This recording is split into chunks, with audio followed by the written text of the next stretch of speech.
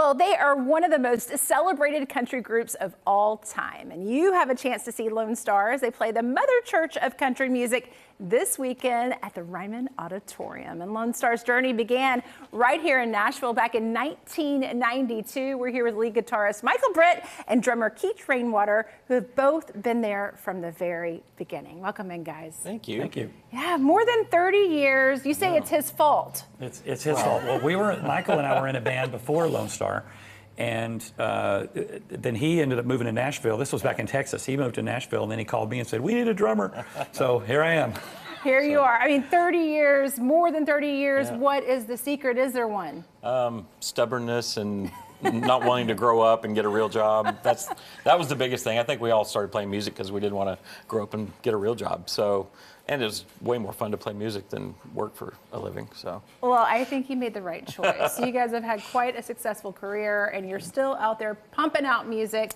We have Iconic Volume 1, and I love this because it pays homage to all of our female rockers out there. This all kind of came about through a sound check, is that right? That's right.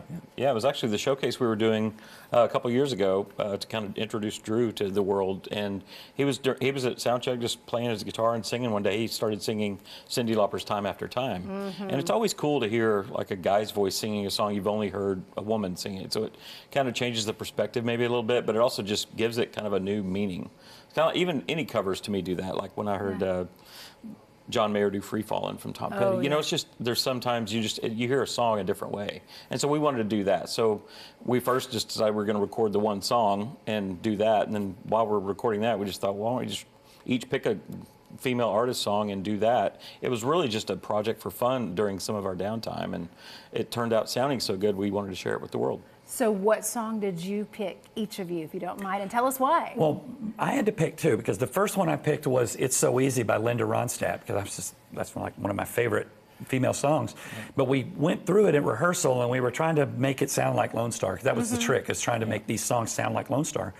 And we played with it, and we just couldn't get the sound. So then they said, what's another song? So I said, well, something from Fleetwood Mac, and then we just started talking about, You Make Love and Fun was just a great answer, but remember, we made it sound like sort of the Eagles. The Eagles meets Hal Ketchum, yeah. When we started playing the song, you know, we just always have this sound that we make when we play together, and it's not anything we try to do, but once we started playing You Make Love and Fun, it started having these elements of the Eagles and things in it. So I love it. I watched that music video today, actually, for You Making Love and Fun, and it does have that Lonestar feel, which I think the two of you are really kind of credited for carrying on for all these decades. Yeah, we've been doing it a long time, but I think anytime we play together, Dean and Keach and I, it always just sounds like us, and we can't get rid of that, unfortunately.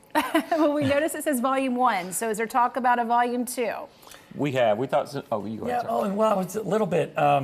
There's several routes we could go. We thought singer-songwriter things. You know, singer-songwriters. My favorite would be one-hit wonders. Ooh. I thought how cool it would be to find these songs that were so famous, but people are like, who does that? And they only had like one hit or so, and then just do a whole album of. We've kicked around different ideas, but we haven't landed on anything yet. I think I also saw you all thinking about choosing a man. Oh yeah. Song by a man, since this was all by females, right? Yeah. Who would or you bands, pick? you know, I don't know. Yeah. Still thinking. I've always wanted to do a cover of ELO's "Mr. Blue Sky," but I don't know how hard that would be. But I've just always loved that. I can song. imagine that being a Lonestar thing. Yeah. Well, before we go, of course, we have to talk about the show at the Ryman that is this weekend. When we see or hear some of these songs at the show, you will hear three of them. Yeah, right? Three. We're doing three. Three of them. It's been a couple years since you guys have played the Ryman, and it was sold out. What are you looking forward to the most? The Ryman. Oh my gosh, it's the Mother Church of country music, and I have to say that I noticed that it's 101st anniversary of when Harry Houdini did his famous water can escape thing in 1924. March 11th of 1924, he did this escape from the can thing. So I thought we would get Drew inside of a road case, and he has to escape before the song Amazed comes on. We do not want to miss this. You guys do not want to miss that. That sounds fascinating. Thank you guys so much. Congratulations on such a successful career. And thanks for coming in and sharing it with us. Thank you. Appreciate it. As we talked about, their show's coming up at the Ryman March 21st. That's this Friday. Check out their music at lonestarnow.com.